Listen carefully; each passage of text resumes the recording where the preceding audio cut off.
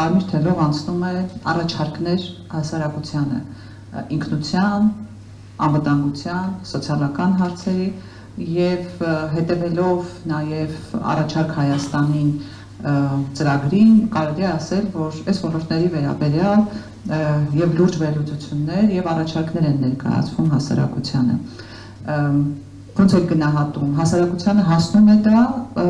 կարդում են, արդեն տեղյակ են եւ ազդեցություն ունենալու է հասարակության տրամադրությունների վրա, որովհետեւ կարծիքը կարծես արդեն իսկ ինչպես պարոն Բարոնյանը բացատրեց, ձևավորված կարծիքը արդեն կա, խոսենք հասարակության տրամադրությունների մասին առաջարկ Հայաստանի տեսակետից։ Շնորհակալ եմ շատ, ողջունում եմ բոլորին։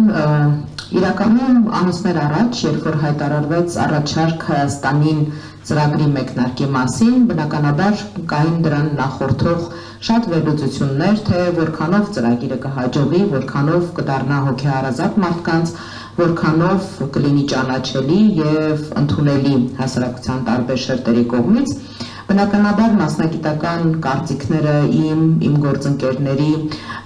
տարբեր էին, բայց այս պահին արդեն ծրագրի մեկնարկից շուրջ 6 ամիս հետո պետք է գոհունակությամբ արձանագրեմ, որ առաջարկ Հայաստանին նախաձեռնությունը եւ առաջարկ Հայաստանին ծրագիրը կարողացել է դառնալ հանրային քաղաքական կյանքի ամենաճանաչելի բրենդներից մեկը։ Վստահաբար դա այդպես է, այդ մասին վկայում են ոչ միայն տարբեր հարցումները, այլ նաեւ մեր ամենօրյա շփումները։ Այս ամիսների ընթացքում մենք իրականում կարողացանք մեր հարյուրությանը հասցնել այն մեսիջը, որ առաջարկ Հայաստանինը դա ծրագիր է հենց մարդկանց կողմից ստեղծվող եւ մարդկանց մասին։ Սա ամենակարևոր թեզն է, որովհետև ծրագրի մեկնարկային փուլում այն գաղափարը, որը Գագիկ Ծառուկյանի կողմից դրվել է շրջանառության մեջ, դա այն էր, որ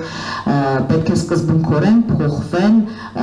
ծրագրի կազմման մոդելները։ Բոլոր մոդելները, որոնք մինչև այս պահը գործել են, կարծրացած են եղել, արդարացրել են իրենց կամ չեն արդարացրել, դա արդեն այլ հարց է, սակայն մեր վստահ համոզմամբ աշխատասենյակներում նստած որևէ մասնագետ կամ չինովնիկ կամ ցանկացած պաշտոն զբաղեցնող մարդ կամ ցանկացած ոլորտի ներկայացուցիչ չի կարող այն կատարելությամբ տիրապետել խնդիրներին ու խնդիրներին, որ կատարելությամբ, որ դրան տիրապետում են հենց այդ ոլորտի ներկայացուցիչները, շահառուները ու կրողները։ Եթե մասնավոր կոնկրետ մի այսպես օրինակ բերելու լինեմ, առաջարկ Հայաստանին ծրագրի շրջանակներում արդեն իսկ օրեր առաջ հրապարակվել է կոնկրետ երիտասարդների առաջարկների բլոկը։ Ինչպես է ձևավորվել այս բլոկը, հա? Սկզբում լավագույն լուծումները առաջարկում են երիտասարդները խորագրով մրցույթ է անցկացվել, որի շրջանակներում շուրջ 500 ուսանողներ Հայաստանի եւ Սփյուռքի լավագույն բուհերը ներկայացրել են իրենց առաջարկները, որոնցից արվել է ծաղկաքաղ պրոբլեմների լուծման ճանապարհները, որտեղ նախանշված են, եւ կազմվել է առաջարկ Հայաստանին ծրագրի երիտասարդության հատվածը։ Եվ այս սկզբունքով մենք շարժվելու ենք բոլոր ոլորտների ուղղությամբ։ Այսօր արդեն տնտեսական պլատֆորմն է ներկայացվել առաջարկ Հայաստանին ծրագրի շրջանակներում, որի մշակման աշխատանքներում եւս ներգրավված են եղել ոլորտի առաջատար ներկայացուցիչները։ Գյուղատնտեսության ոլորտի առաջարկների բլոկի հետ կապված գյուղատնտեսության ոլորտի ծրագիրը գրվել է հենց գյուղերում, որքան էլ որ այսպես կարող է առաջին հայացքից տարօրինակ թվալ, բայց այդ ծրագիրը գրվել է գյուղերում, գյուղամեջի զրույցների հիման վրա, գյուղացիների տներ այցելությունների արդյունքում ամիսներ շարունակ հավաքագրվել են հազարավոր խնդիրներ, այդ ամեն ինչը վերլուծվել են եւ այնուհետ նոր միայն մասնագետների մասնակցությամբ դա բերվել է տեսքի եւ նախապատրաստվում է հրապարակման։ Մենք անընդհատ բոլոր բանախոսներով մինչ ինձ ելույթ ունեցողները, այսպես ինչպես դուք նշեցիք, կարմիր գծի նման մենք խոսում ենք միասնության մասին, հա, միասնության, հավաքականության, անհրաժեշտության ու կարևորության մասին։ Առաջարկ Հայաստանինը հենց սրա մասին է, որովհետև նախորդին արդեն Գագիկ Ծառուկյանը հայտարարել է, որ առաջիկա խորհրդարանական ընտրություններին մենք մասնակցելու ենք Բարգավաճ Հայաստան կուսակցությամբ, բայց սա բացառապես իրավական լուծում է ընտրություններին մասնակցելու։ Առաջարկ Հայաստանին ծրագիրը հենց միտում ունի այդ համախմբվածությամբ ու այդ միասնականությամբ առաջիկա գործընթացներին մասնակցելու։ Ինչու համար եմ սա նշում, որովհետև որոշակի այսպես տարընթերցում ու թյուրընկալում կա այդ հայտարարությունների մեջ։ Օրեր առաջ Պանջարյանը հայտարարեց, որ վերկուսակցական քաղաքական հանրային դաշտի նոյան տապան ստեղծելու գաղափարով է հանդես գալիս, որը առաջարկ Հայաստանի ծրագիրը կյանքի կոչելու գործնական մեխանիզմը պետք է հանդիսանա։ Այս դեպքում բոլոր այն անհատները, հանրային քաղաքական գործիչները, ովքեր այս օրերին միանում են նախաձեռնությանը, նրանք չեն միանում Բարգավաճ Հայաստան կուսակցությանը, նրանք միանում են առաջարկ Հայաստանին ծրագիրը կյանքի կոչելու նախաձեռնությանը եւ մենք չափազանց շնորհակալ ենք բոլոր այն մարդկանց, ովքեր իրենց մասնագիտական ներուժը, իրենց պոտենցիալը ուզում են օգտագործել այս ծրագիրը կյանքի կոչելու ուղղությամբ եւ այս ծրագիրը ուժեղացնելու ուղղությամբ։ Մենք անցնում ենք այսպես այս օրերին իմ գործընկերներից նշեցին, որ իրականում առաջիկա խորհրդարանական ընտրությունները չափազանց պատասխանատու են բոլորի համար, ոչ միայն քաղաքական ուժերի, այլ նաև ցանկացած քաղաքացու համար։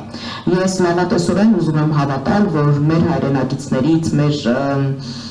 ժողովրդի յուրաքանչյուր ներկայացուցիչներից ամեն մեկը իսկապես գիտակցում է իր քվեի կարևորությունը առաջիկա խորհրդարանական ընտրություններին։ Ուզում եմ օգտվելով ընձեռված հնարավորությունից, թեպետ առաջիկա ամիսների ընթացքում բնականաբար անընդմեջ մենք խոսելու ենք այս մասին, որ յուրաքանչյուրի քվեն է կարևոր, սակայն ավելորդ չեմ համարում եւս մեկ անգամ ասել, որ իսկապես սա ընտրություն է լինելու, առաջիկա ընտրությունը դա մեր հետ պատերազմյան ժամանակահատվածի ապատիան, խեղճությունը կոտրելու շանսը եւ հնարավորություն է։ Իրապես հունիսի 7-ին մեր քաղաքացիները հնարավորություն ունեն ընտրություն կատարելու։ Արդյոք մենք շարունակելու ենք այս խեղճացած որոշակի առումով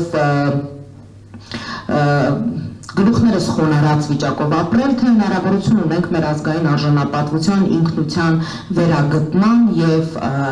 արժանապատիվ կերպով մեր գոյությունը շարունակելու։ Մենք խոսում էինք ընտրությունը լինելու է ավելի լավ Հայաստան ունենալու մեջ, ես ավելի վատատեսորեն եթե ասելու լինեմ, ընտրություն ունենալու ենք ընդհանրապես Հայաստան ունենալու մեջ։ Դրա համար կարծում եմ, որ այս դեպքում համախմբվածությունը, միասնականությունը, գաղափարների համախմբումը մեր առաջնահերթ անելիքներից մեկը պետք է լինի, որովհետև կյանքը իրականում հունիսի 7-ին չի ավարտվելու, մինչև հունիսի 7-ը բոլոր այդ ներկայացված նախաձեռնությունները բնականաբար կյանքի կոչվելու անհրաժեշտություն են ունենալու։ Այս պահի դրությամբ կարծում եմ, որ քաղաքական հայտ ներկայացրած ուժերից յուրաքանչյուրը վստահաբար իր ներկայությունը տեսնում է առաջիկա խորհրդարանում, բայց խնդիրն այստեղ բացարձակապես խորհրդարանում ներկայացվածությունը չի, որովհետև երբ որ նժարին դրված է լինում պետությունը կորցնելու վտանգը, երբ որ նժարին դրված է լինում ազգային ինքնությունը կորցնելու վտանգը, կարծում եմ յուրաքանչյուր պաշտոն ու մանդատ այլևս երկրորդական են դառնում, ու այս դեպքում բնականաբար կարևորը արդյունքն է եւ ոչ թե մանդատը։ Կոնկրետ առաջարկ Հայաստանի ծրագրի հետ կապված բնականաբար այս պայմանությամբ քննարկումները բազմաթիվ են տարբեր քաղաքական միավորների, հանրային գործիչների հետ, նրանցից մի մասի հետ կան արդեն կոնկրետ պայմանավորվածություններ, մի մասի հետ աշխատանքները շարունակվում են, բայց ուզում եմ վերահաստատել, որ խնդիրը այստեղ միասնական համատեղ ջանքերով առաջ գնալու մեր պատրաստակամության մեջ է, ու եթե շատ կարճ ձևակերպելու լինեմ, այս մասով հենց Գագիկ Ծառուկյանն էլ իր խոսքում օրերս նշել է, որ ինքը պատրաստ է համատեղ աշխատանքի, եւ այս դեպքում բոլոր այն մարդիկ, հանրային քաղաքական գործիչներ, ովքեր ունեն հաստատակամություն աշխատելու, առանց որևէ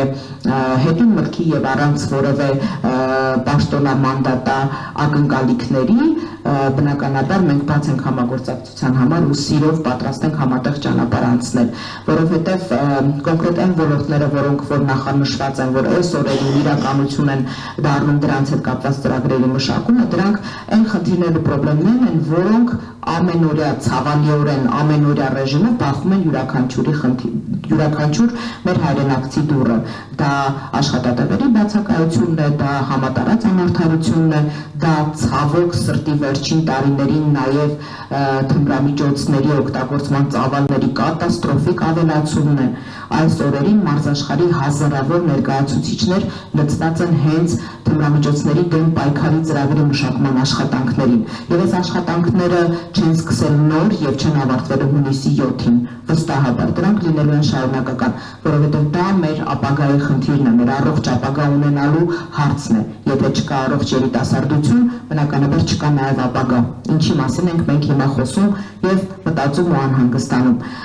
Մի խոսքով ձևաչափը այդպիսին է, առաջարկները բազմաթիվ են եւ ամենակարևորը այն գաղափարն է, որ այս ծրագիրը ստեղծվում է մարդկանց կողմից եւ իրականացվելու է մարդկանց համար։ Ծրագրի շահառուները մարդիկ են, ծրագրի հեղինակները եւս։ Կարծում եմ